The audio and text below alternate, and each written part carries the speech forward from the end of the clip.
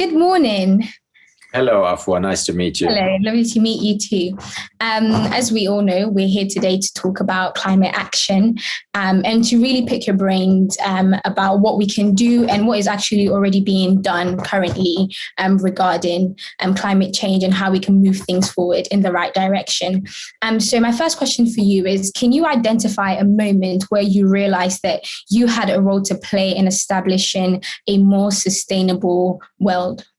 Well, it kind of started in the 90s when I became CEO for the first time. And while I was always a nature lover, I didn't realize the negative impacts that business had on our planet. At the time, I visited our factories in Asia in particular and saw the conditions in our factories and the environmental impact it had. So that was really a critical moment when I realized that business was not just, contributing to the well-being of society, but also had, negative impacts that came along with it. And in addition to that, I started late in the 80s to actually travel throughout Africa and mostly sub-Saharan Africa. I became very passionate about nature and culture of the African continent, and I also realized, that there was a lot of resource extraction and negative environmental impacts that business was causing, with wildlife being eradicated and conservation areas being reduced, and that affected me deeply. So I would say it was really a combination of my private experience in my private life and my business experience as a leader of a company. So can you really tell us about the Segera and the philosophy behind the 4C plan? Yeah, so as I was traveling in sub-Saharan Africa, I wanted to really contribute positively by preserving big chunks of land in Africa for conservation and community work. So a long journey began, and after 13 years, I found some derelict cattle ranches in northern Kenya that I brought together and created a wildlife conservancy. And that was essentially the starting point of my conservation initiatives that then went global. And we developed a philosophy that is trying to use business as a force for good and creating win-win for planet and for people. And obviously through business, and we call it the 4C plan. The 4 C's stand for conservation, community, culture, and commerce. And only if those 4 C's work in unison can we create win-wins for people and the planet. And that's essentially the philosophy that then led to the creation of another foundation that is now operating globally. It's called The Long Run, preserving over 22 million acres of pristine land with high conservation and biodiversity value. Wow, that is really amazing. And I guess from your perspective, how have you seen businesses take on this 4C plan?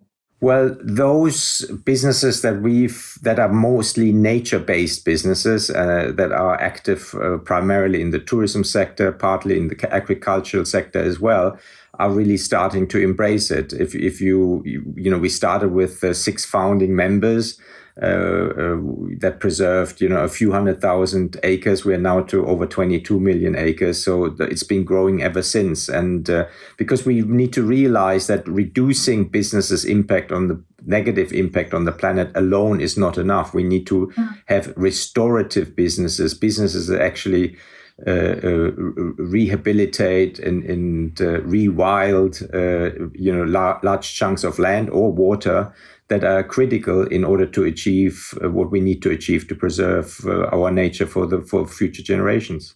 Right. Thank you. So from your perspective, what do you think is the greatest threat to humanity's survival? Well, it's very simple. If we don't have a healthy planet, we will not have a healthy humankind long term. I'm not a big fan of thinking about the solution being that we're all moving to Mars. I think it's quite an uninhabitable planet, and therefore I'd rather stay on planet Earth and fix the problems that we've created in the first place. Yes. So I can see that your foundation and your work and passion is fixing problems currently. What can individuals do to also fix some of these problems here on Earth?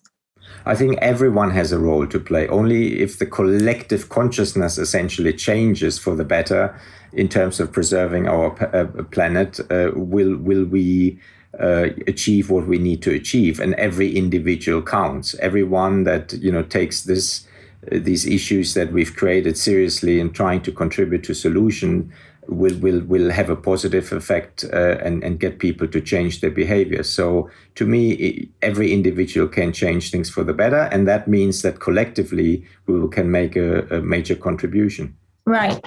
So we have a core message for today's event, which is no climate action, no peace. What do you think that phrase means to you? Well, if nature gets destroyed, that means there is less nature available for an ever-growing human population, and that will automatically result in conflict. Conflict around resources, conflict around areas that you can live in sustainably, and so less space and less nature and less resources automatically will create conflict. So only if we can solve the problems that our planet has now by essentially staying within the planetary boundaries, will we have a peaceful environment, and therefore the two are really intrinsically linked. What faith do you have in humanity that we can turn things around?